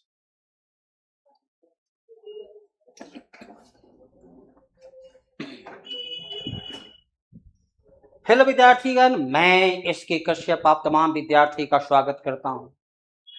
तो विद्यार्थीगण, यदि आप सफलता को अपनी मुट्ठी में करना चाहते हैं तो आइए राजधानी के मंच रूपी इस अखाड़ा पर प्रैक्टिस करें, जहां आपको कई धुरंधर उपलब्ध होंगे, है ना। क्योंकि उस भीड़ से ही अंदाजा लगेगा कि आपकी वास्तविक क्षमता कितनी है। दूसरा, किसी भी एग्जाम की तैयारी का, मुकम्मल तैयारी का पहला पायदान होता है उसके PYQ को देखना, ताकि उसके प्रश्न का स्तर के बारे में सटीक जानकारी प्राप्त हो। तो चलिए, पहला क्वेश्चन जो पूछा गया है किसका, सिविल कोर्ट के क्षेत्र का जो है, पटना हाई कोर्ट का जो है technical assistant GK GS discussion के क्षेत्र का ये है। तो नई संसद भवन में कुल सीट जो है ये लोकसभा में इतना रखा गया है, राज्यसभा का इतना रखा गया है। अब जोड़ दे दी, 8 4 12 के 2 बाकी 1, 8 19 16 1 17 के 7 बाकी 1, 8 3 11 1 12, अर्थात कुल कितना होता है तो 1272। तो नई संसद भवन में कुल सीटों की संख्या, इन्हें लिखा है कि लोकसभा में सीटों की संख्या, राज्यसभा में कुल सीटों की संख्या, तो कुल सीट की संख्या कितनी है 1272 है। जिस प्रकार से जनसंख्या बढ़ रही है और 1971 के बाद नया परिसीमन नहीं किया गया, अब सीट की संख्या लगभग 1.5 गुनी से अधिक हो जानी चाहिए। लेकिन वर्तमान पुराना जो संसद भवन था, जो अंग्रेजों के काल में बनाया गया, उसमें उतना स्थान ही नहीं था जहां बैठा जा सके। उसने संसद भवन में जिस प्रकार नए नए टेक्नोलॉजी की जरूरत होती है, उसका दीवार जो है उस टेक्नोलॉजी के हिसाब से वायरिंग वगैरह करने के लायक अब शेष बच नहीं रहा था। 1927 लगभग 100 साल हो चुका था, तो इसलिए उसको बदलने की आवश्यकता थी। जब प्रकाश की किरण सघन माध्यम से विरल माध्यम में गमन करती है, सघन मतलब क्या, अर्थात प्रकाश सघन माध्यम से जहां अधिक वायु है, अधिक वायु घनत्व है, वो कम वायु घनत्व वाले क्षेत्र में जाता है तो गमन करता है, तो उसकी चाल क्या होती है, सघन से विरल है।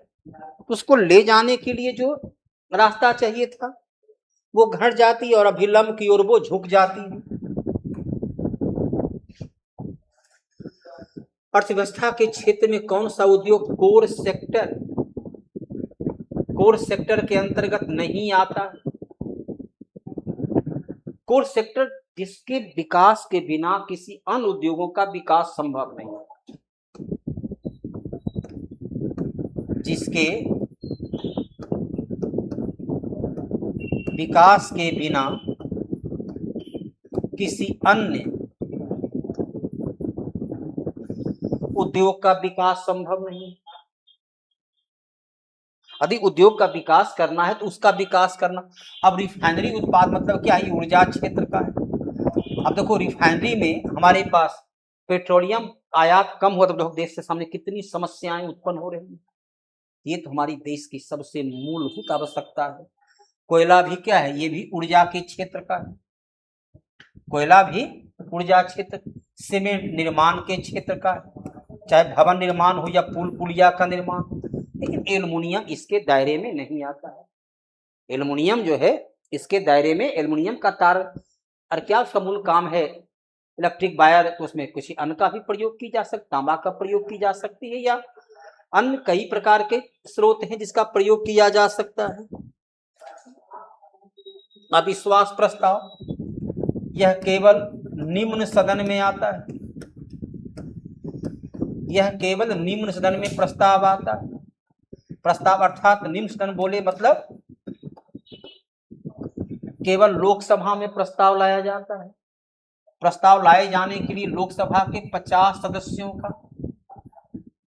सदस्यों का समर्थन की आवश्यकता होती है। केवल और केवल 50 सदस्यों की समर्थन की आवश्यकता होती है। प्रस्ताव लाए जाने के लिए किसी प्रकार का कारण बतलाया जाना आवश्यक नहीं।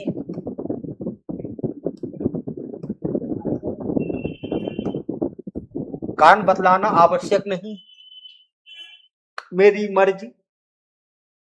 बस उस पर कहता है कि 2 अविश्वास प्रस्ताव के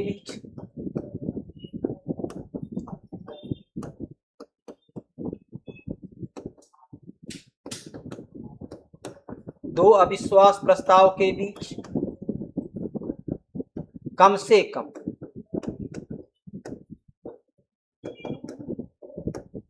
6 माह का अंतर होना आवश्यक है। अविश्वास प्रस्ताव यदि लोकसभा बहुमत से पास कर देती है तो प्रधानमंत्री को त्याग पत्र देना होता है। सर्वप्रथम मानव जीवाश्म प्राप्त होता है नर्मदा नदी के क्षेत्र में। आपको पहले ही पता है कि यहाँ पूरा नर्मदा नदी का क्षेत्र में ही पूरा पाषाण कालीन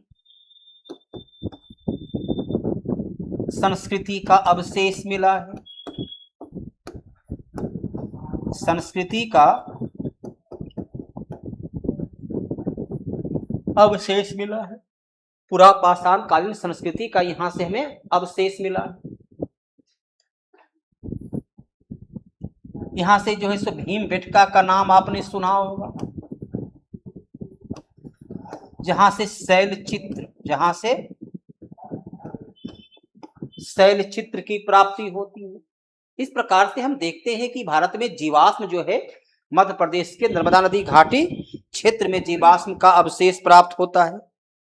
नर्मदा नदी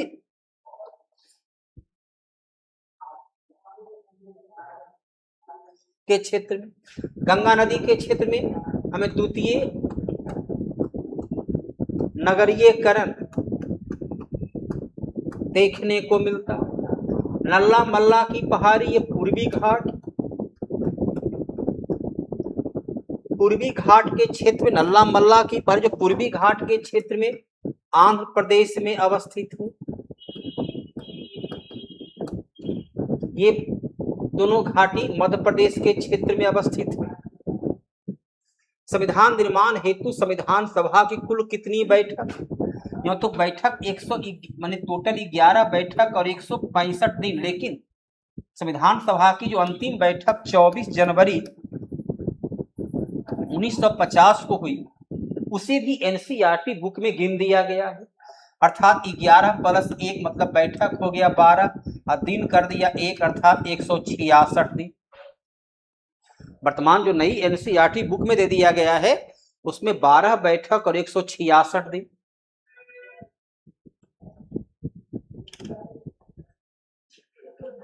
संविधान सभा ने 2 वर्ष 11 माह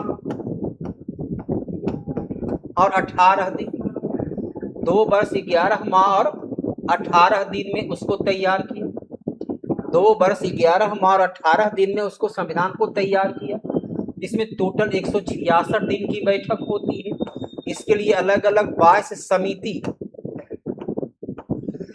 समिति का गठन किया गया। कौन सा अशोककालीन अभिलेख खरोष्ठी लिपि में है? अशोककालीन अभिलेख, अशोक का अभिलेख जो है सहवाजगढ़ी और मनसेहरा, केवल ये 2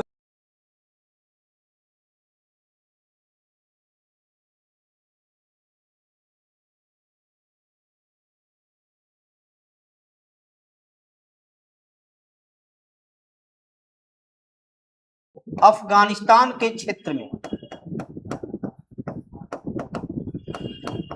अभिलेख की लिपि क्या है? अरमाइक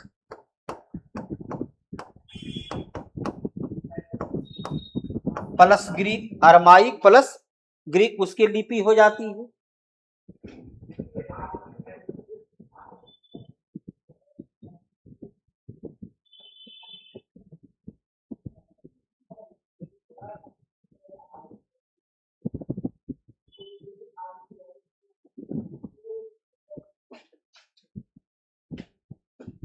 अशोक के अभिलेख को सर्वप्रथम 1750 में जेम्स प्रिंसेप ने पढ़ने में सफलता प्राप्त किया। सहकारी समिति के स्वैच्छिक गठन, स्वायत्त संचालन, लोकतांत्रिक नियंत्रण तथा व्यवसायिक प्रबंधन को बढ़ावा देने किसका? सहकारी समिति। इसे 97वां संविधान संशोधन के द्वारा 2011 में संविधान में जोड़ा गया।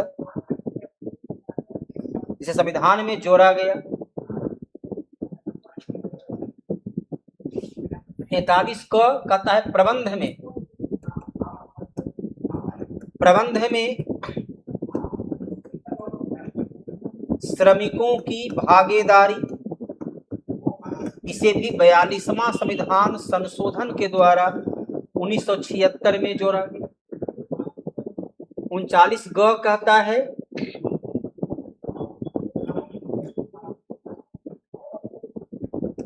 धन संपत्ति का असमान वितरण को स्वकेंद्रित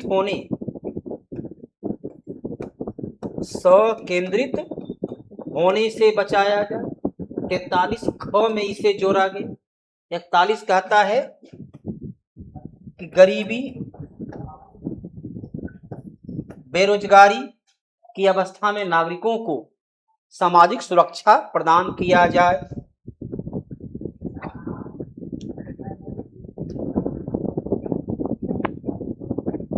सेंटोसा द्वीप ये कहाँ है? सिंगापुर में अवस्थित।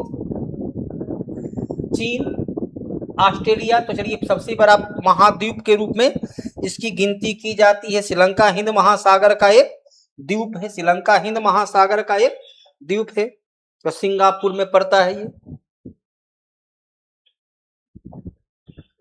क्रांतिकारी आंदोलन की पैरवी करने वाला समाचार पत्र काल, इसका प्रकाशन महाराष्ट्र से, बंगाल से युगांतर,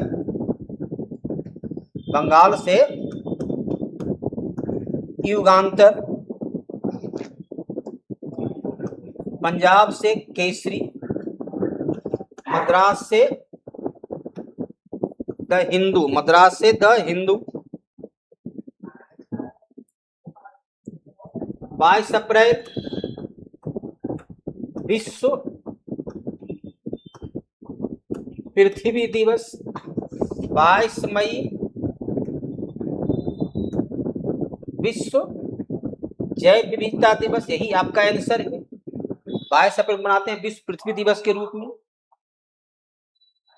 अलग अलग समय में अलग अलग दिवस के रूप में मनाया जाता है।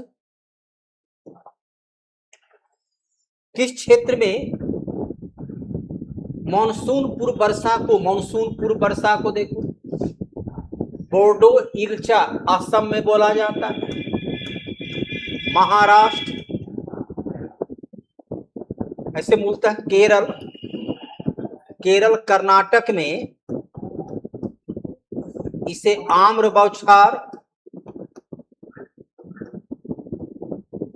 और महाराष्ट्र में भी इसे अलग अलग जगह अलग, अभी जो वर्षा हो रही है पश्चिम बंगाल में इसे काल बैसाखी,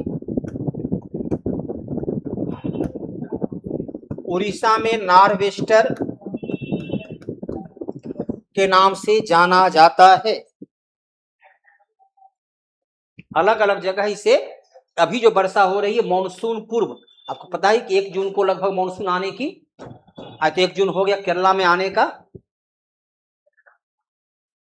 इसकी शुरुआत हो जाती है। तो इस वक्त वर्षा होती है उसे मानसून पूर्व।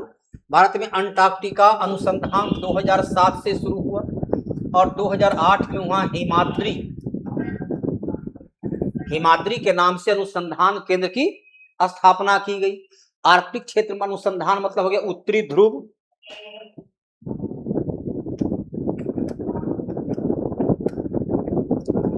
उत्तरी ध्रुव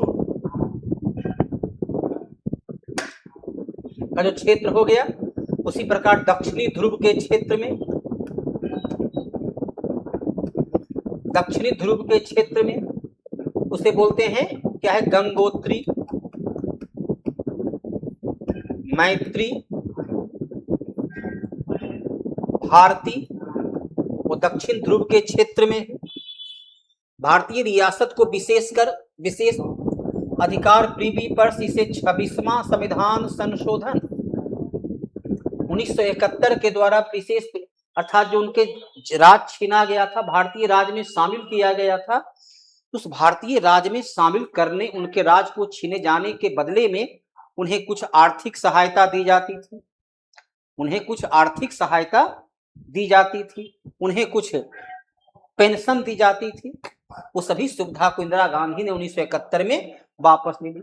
1962 आपको पता होगा भारत चीन युद्ध के लिए जाना जाता है, भारत चीन युद्ध के लिए ये जाना जाता है। 1950 में देश में अपना संविधान लागू किया गया।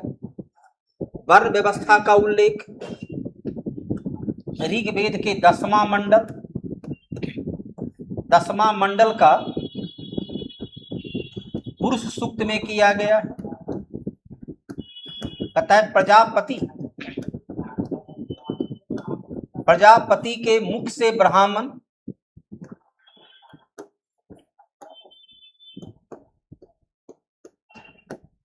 मुख से ब्राह्मण, वक्ष छाती से क्षत्रिय, उदर से वैश्य और पैर से शूद्र की उत्पत्ति हुई। इसका 4 का उल्लेख है। सामवेद विश्व की पहली संगीत की पुस्तक है, संगीत से संबंधित विश्व की पहली पुस्तक है। अथर्ववेद को लौकिक साहित्य कहा जाता है। यजुर्वेद यज्ञ विधि की पुस्तक है, यजुर्वेद जो है यज्ञ विधि की पुस्तक है। भाई आपके सामने सभी प्रश्न का उत्तर हो गया। हर एक प्रश्न पर एक्स्ट्रा नॉलेज। आज एक्स्ट्रा शॉर्ट का जमाना है ना, सभी लोग चाहते हैं कि जब बाजार में कोई से सामान परचेज करें तो कुछ एक्स्ट्रा है, कुछ छूट है। देखिए हर सवाल पर एक्स्ट्रा नॉलेज, हर एक सवाल पर उसके विकल्प को आधार बनाकर आपके सामने उत्तर दी जाती है।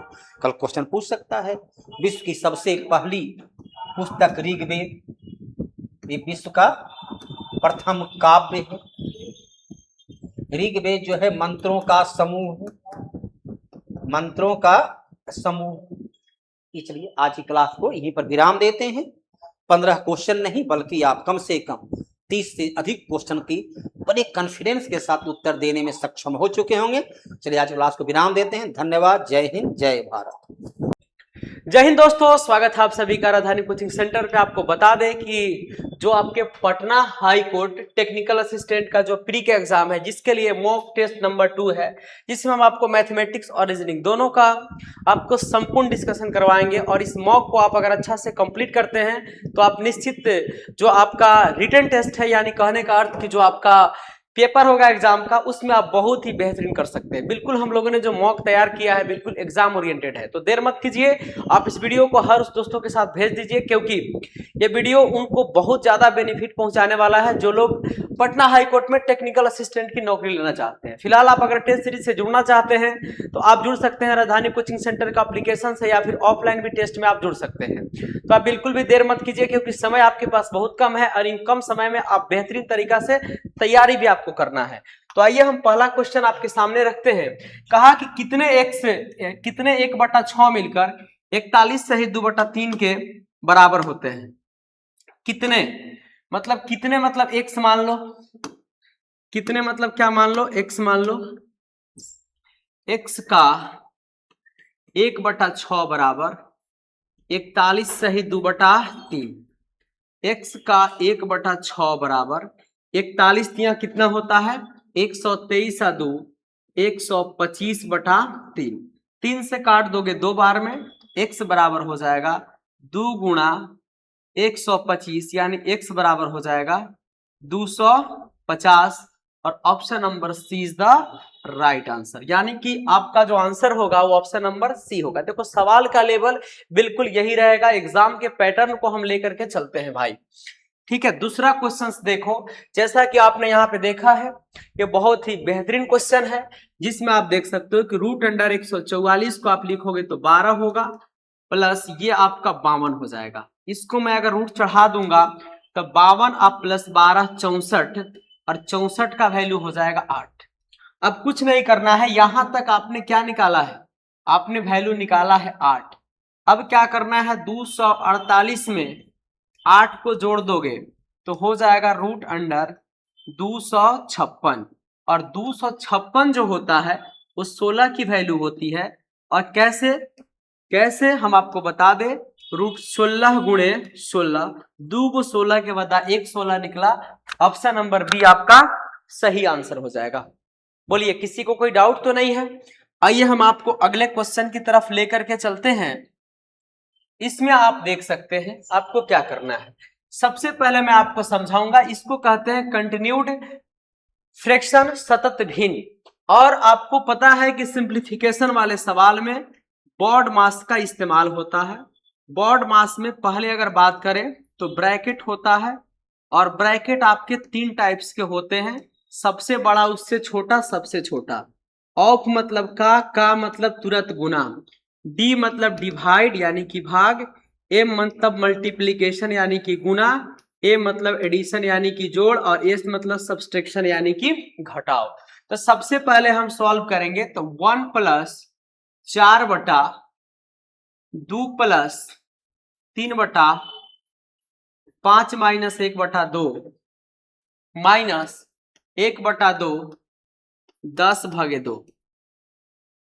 ठीक है, तो अब यहां पे हम सॉल्व करेंगे तो हो जाएगा 5 दूनी के 10 में से गया 9/2। ध्यान दीजिएगा, 5 दूनी के 10 में से गया कितना हो जाएगा 9/2। तो जब इसको आप सॉल्व करोगे ना ये पूरा का पूरा वैल्यू को, तो ये हो जाएगा आपका 10 में से गया 9/2। तो ये पलट जाएगा सर, पलट जाएगा 2/9। 9 दूनी के 18 और 6 ये सब जो हो जाएगा 24/9। अब फिर ये पलट जाएगा, तो ध्यान देना 1 + 4 यहाँ पे कितना हो जाएगा बोलो, 3 दूनी के 6 है ना, तो 9 दूनी के 18 6 24/9 को हम लिखेंगे, ऊपर चला जाएगा 9 अब बटा में चला आएगा 24। यहां पे मैंने जो सॉल्व किया है तो 9 दूनी के 18 और 6 24/9 ऊपर चल जाएगा तो 9/24 हो जाएगा। ठीक है, 24/9। तो ठीक है ना, यहां से मैं फिर से एक बार आपको समझा देना चाहता हूं, पहले थोड़ा सा फिर से समझो। इसको मैंने सॉल्व किया तो 5 दूना 10 में से गया 9/2 हो गया। इसको मैंने सॉल्व किया तो 2/9 आ गया, यानी आपके पास डाटा आ गया 1 + 4/2 प्लस यहाँ पे 3 दूनी के 6/9 हो जाएगा। अब इसको सॉल्व करिएगा तो एकदम बारीकी से, इसके बटा में एक छुपा हुआ रहता है, तो ये हो जाएगा 1 + 4/1 गुणे 9 दूना 18 6 24/9 हो जाएगा। 24 बटा क्या हो जाएगा 9 हो जाएगा, और माइनस 1/2 गुणे 10/2 हो जाएगा। ठीक है, तो बोलो यहां से हम 3 से 3 बार में 3 से 8 बार में ये हो जाएगा 8 चौका 32/3, यानी कि यहां पे हम सॉल्व कर देते हैं 1 + 32/3 माइनस 2 × 5 = 10 5/2। अब देखो यहां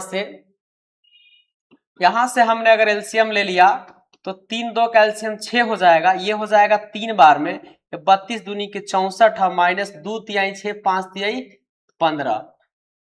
तो यहां से सॉल्व करेंगे तो कितना हो जाएगा बोलो, 64 3 67, यानी कि आपका हो जाएगा कितना 52/6 हो जाएगा ना, 5 2 7। तो यहाँ तो गड़बड़ आ रहा है। क्यों आ रहा है गड़बड़ भाई? थोड़ा क्वेश्चन में गड़बड़ी तो नहीं है ना? चलो मैं एक बार देख लेता हूँ। ये 10 बटा में 2 5 हो जाएगा, 2.5 हो गया, 2.5 हो गया, ठीक है।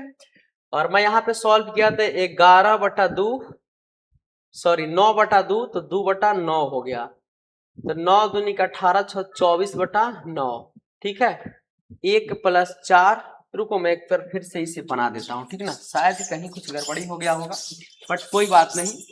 ये लंगड़ा भी है ना सर, इधर उधर हो जाता है, बट कोई दिक्कत नहीं है। देखो यहां तो मैं सीधा लिख सकता हूं 10 बटा 2 5, यानी हो गया 5 बटा 2, यहां माइनस में आ गया, ठीक है। इसको मैं सॉल्व करूंगा तो 5 दूनी 10 1 9 बटा 2 हो जाएगा। तो इसको मैं यहां गुना कर दूंगा तो ऊपर चल जाएगा 2, यहां चल जाएगा 9। तो देखिए वहां से मैं लिख रहा हूं 1 प्लस 4 बटे 2 प्लस 6 बटा 9 हो जाएगा। 3 से 2 बार में 3 से 3 बार, ठीक है। देखो 1 प्लस 4 बटे 2 प्लस 2 बटा 3 माइनस 5 बटा 2। इसको मैं सॉल्व कर लेता हूं सीधा सीधी। 3 दूना 6 2 8 बटा 3, रुको हो जाएगा 1 प्लस 4 बटे 8 बटे 3, ये फिर उलट जाएगा और माइनस 5 बटे 2 हो गया, ठीक है। तो अब मैं इसको यहां सॉल्व कर देता हूं। तो 1 प्लस 4 बटे 1 गुणा 3 बटे 8 माइनस 5 बटा 2। अब ठीक लग रहा है ना? बोलो, यहां से एलसीएम हो जाएगा आपका 8, तो ये 8 बार में ये 4 3 12 माइनस 2 चौका 8 5 चौका 20, तो 12 8 20 में से 20 गया तो 0 हो गया। इसका आंसर हो जाएगा 0। कभी कभी क्या होता है ना कि ऐसे भिन्न में वो इधर उधर हो जाता है, बट घबराने की बात नहीं है, इसका आंसर 0 हो जाएगा, ठीक है। आइए अगले क्वेश्चन में हम चलते हैं। अगला क्वेश्चन है सर कि एक धावक 200 मीटर की दौड़ 24 सेकेंड में पूरी करता है तो उसकी चाल किलोमीटर पर आवर में क्या होगी? देखो चाल बराबर क्या होता है? चाल बराबर होता है दूरी बटा समय। दूरी है 200 मीटर, समय है 24 सेकेंड, लेकिन अभी तुम्हें किलोमीटर पर आवर से मीटर पर सेकेंड में आना है, तो गुना करिएगा 5/18 से। मीटर पर सेकेंड में से आपको किलोमीटर पर आवर में आना है, गुना करिएगा 18/5 से। इसमें गुना कर लेना 18/5 से, क्योंकि मीटर पर सेकेंड नहीं किलोमीटर पर आवर में आना है। तब 5 चौका 20 40, 6 चौका 24, सॉरी 6 से नहीं 4 छक 24, 4 धाके 40, 6 से 3 बार में 10 तिहाई 30 किलोमीटर पर आवर आपका आंसर होगा, जो ऑप्शन नंबर डी में है। क्या हो गया बाबू? Option number D is the right answer, ठीक है। अब मैं आगे बढ़ूंगा और मैं आपको बताऊंगा। देखो ए बी की तुलना में दुगुना कुशल मजदूर है। ए जो है ना वो बी की तुलना में दुगुना कुशल मजदूर है, यानी इसकी क्षमता दिया हुआ है।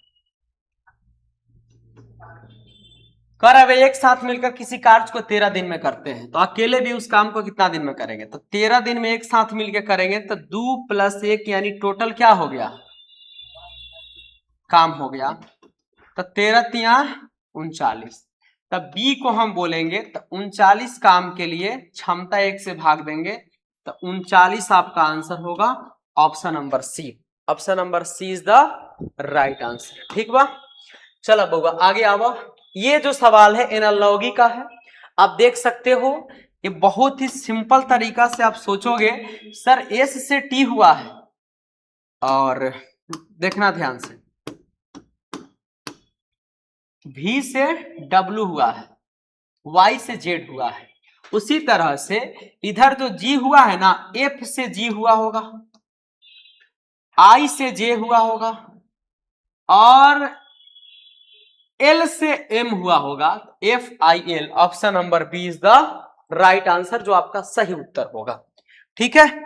आइए हम आपको ले चलते हैं अगला क्वेश्चन की दुनिया में। आप देख सकते हो लुप्त संख्या का चयन करना है। देखो 6 से कितना हुआ है? 23, 6 से हुआ है 23,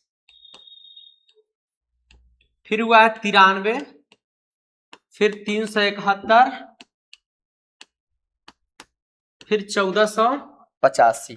ठीक है, तो ये क्या करेंगे हम, 6 गुणे 4 माइनस 1 बराबर 23। अच्छा, फिर 23 गुणे 4 प्लस 1 बराबर 93। फिर देखो 93 गुणे 4, तो 4 3 12 का 2 हाथ में, 4 9 36 है 37, फिर माइनस 1। ठीक है, तो अगला जो वैल्यू आएगा 371 में तुम गुना करो 4 से, 4 एक कम 4, 4 7 28 का 8 हाथ में 2, 4 3 12 2 14, फिर प्लस क्या हो गया 1 हो गया। तब क्या बन गया आपका, ये 371 बना था, ये 1485 बना था। अगला जब करोगे तो 1485 गुणे 4 माइनस 1, तो 4 चौका 16, 4 5 20 का 0 हाथ में 2, 4 8 32 2 34 का 4 हाथ में 3, 4 चौका 16 3 19 का 9 हाथ में 1, और 4 1 5 में से घटाएंगे तो 5939 आपका option number is the right answer, जो आपका बिल्कुल क्या होगा, सही जवाब होगा। ठीक है, आइए अगला सवाल हम चलते हैं। अगला सवाल है, कुछ पेंसिल पेन है, देखो कुछ पेंसिल में से क्या है, पेन है। कह रहा है कि कोई पेन शार्पनर नहीं है, कोई भी पेन जो है ना शार्पनर नहीं है, और सभी शार्पनर स्टेपलर है।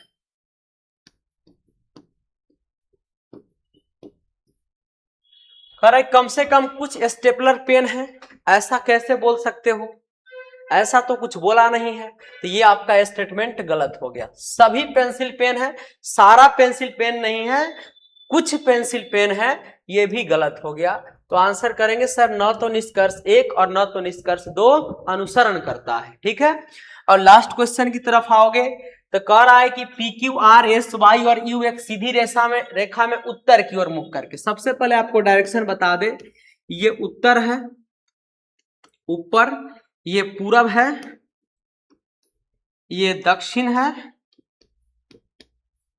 और ये पश्चिम है।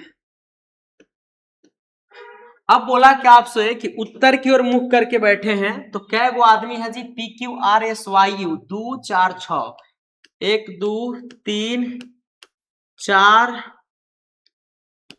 5 6। कह रहा है कि P और S पंक्ति का अंतिम छोर पे बैठे हैं, तो P और S जो है या तो इधर होगा या तो इधर होगा। ठीक है, कह रहा है कि T P के सन्निकट बैठा है, मतलब कि P के निकट बैठने का मतलब या तो T यहां होगा तो T यहां होगा। अभी मैं पढ़ रहा हूं आगे, ठीक ना। और जबकि U S के सन्निकट बैठा है, U जो है ना S के सन्निकट बैठा है, तो यहां U करोगे। ठीक है, इसमें यहां पे U करोगे, यूएस के सन्निकट। Q और S के मध्य केवल एक व्यक्ति बैठा है, तो Q और S के मध्य, तो Q और S के मध्य यहां Q कर सकते हो, यहां पे भी Q कर सकते हो।